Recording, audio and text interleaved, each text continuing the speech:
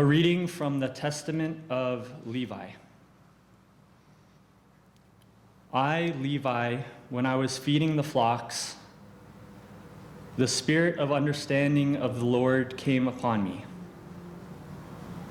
And I saw all men corrupting the way, and that unrighteousness had built of itself walls, and lawlessness sat upon towers. And I was grieving for the race of the sons of men, and I prayed to the Lord that I might be saved. Then there fell upon me a sleep, and I beheld a high mountain, and I was upon it. And behold, the heavens opened, and an angel of God said to me, Levi, enter. And I entered from the first heaven, and I saw there a great sea hanging. And further I saw a second heaven, far brighter and more brilliant, for there was boundless light also therein. And I said to the angel, why is this so? And the angel said to me, marvel not at this, for you shall see another heaven, even more brilliant and incomparable. And when you have ascended there, you shall stand near the Lord and be his minister, and shall declare his mysteries to men, and proclaim concerning him who shall redeem Israel. And through you and Judah shall the Lord appear among men, saving every race of men. And from the Lord's portion shall be your life, and he shall be thy field and vineyard and fruits, gold and silver.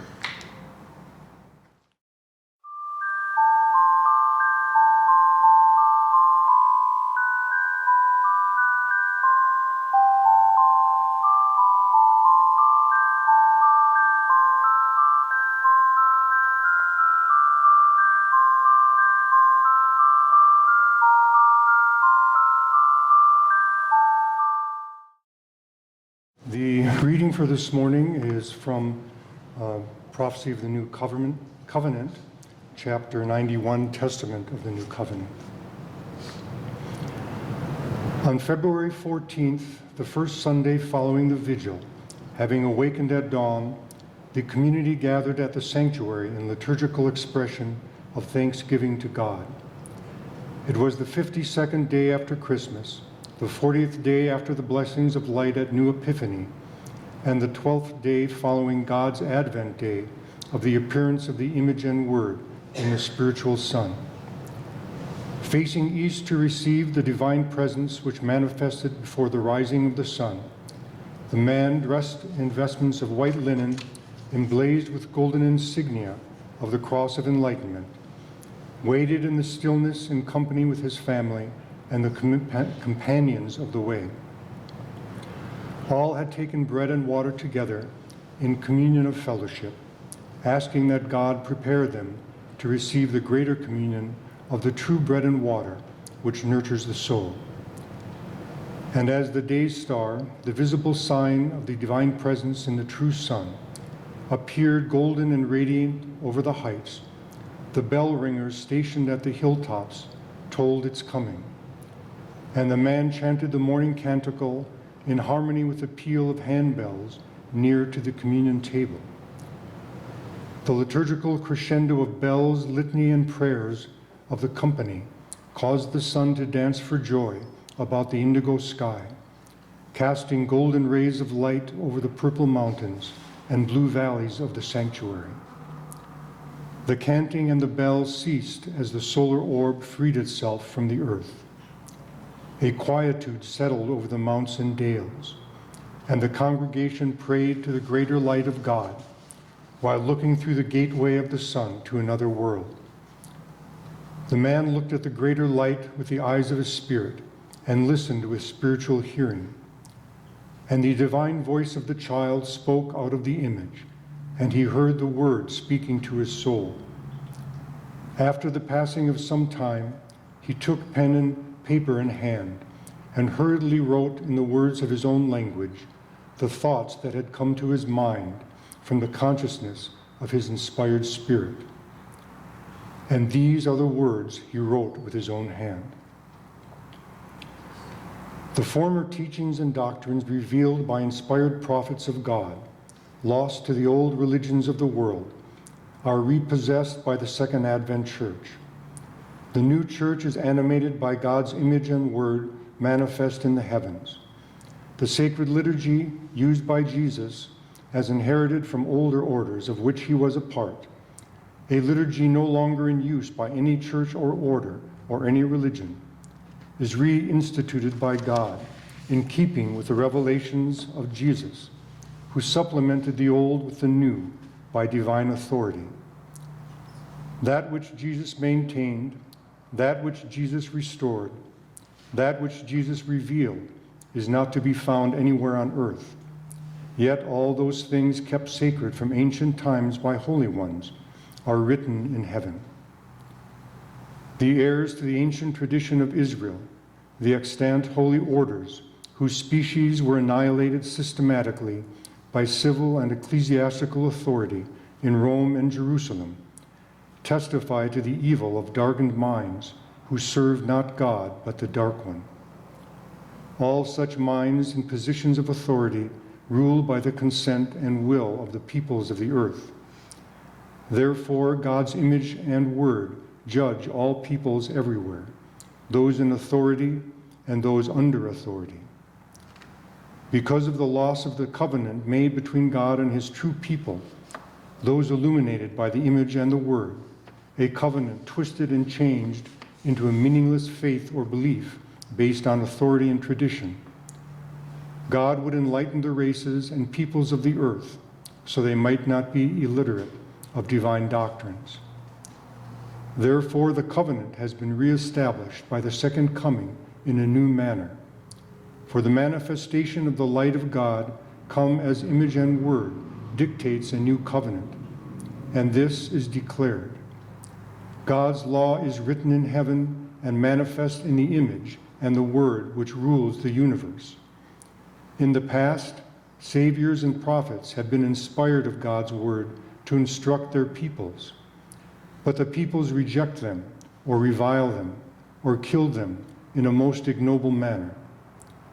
Following their deaths, words are put into their mouths, and they are used to perpetuate the old ways, the old priesthoods, and the religions of falsehood. God in the heavens cannot endure this malice and injustice. Therefore, God has filled the universe with the image of light inherent within the Word to renovate all creation. His new ministry, unified under the image and the Word into a community living the way, must hold this new covenant. Let there be no schisms, no dissociation into separate communities. The Son of God comes as a blessing to those who hold to the way and to the new covenant. It comes as a curse to all rebels who go their own way. The disobedient who revolt against divine authority in heaven and against God's new ministry in the community established by law deny themselves the benefits of God's coming. For by not living the way, by not accepting the new covenant, and by not holding to fellowship under law and order, they place themselves outside of God's protection and divine blessings from heaven and on earth. These unruly ones, believing that the sun and the earth are theirs to defile, make the unholiest of errors by becoming enslaved to the power of darkness and the evil one. These one-eyed individuals look upon the sun, seeking enlightenment by its material rays. They commit the gravest of sins by making an image of it, which they hold to be a god or divine power they believe themselves able to control.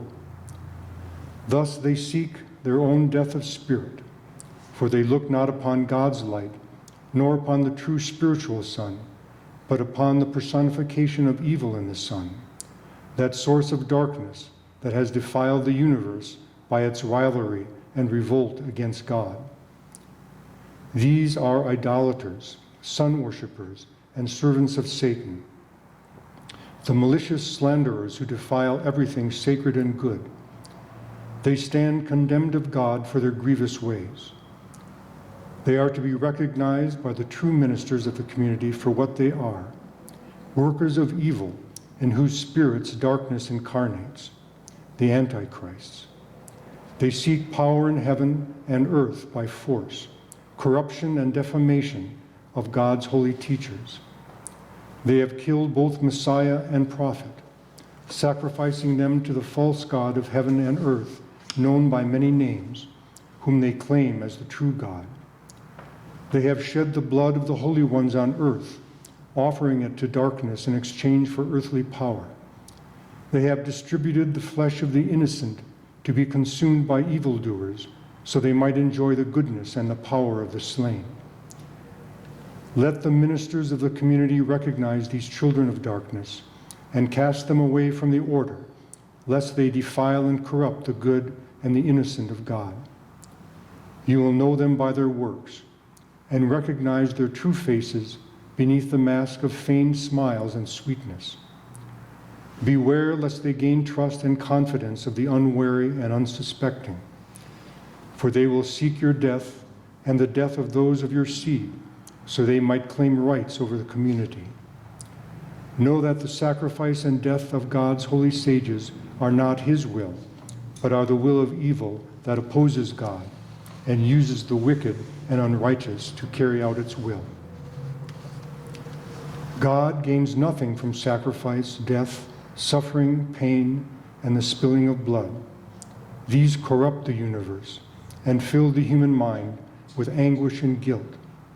For evil is nourished on hate, killing, and brutalization of the human spirit. God never intended for the members of the human family to become violent one towards the other.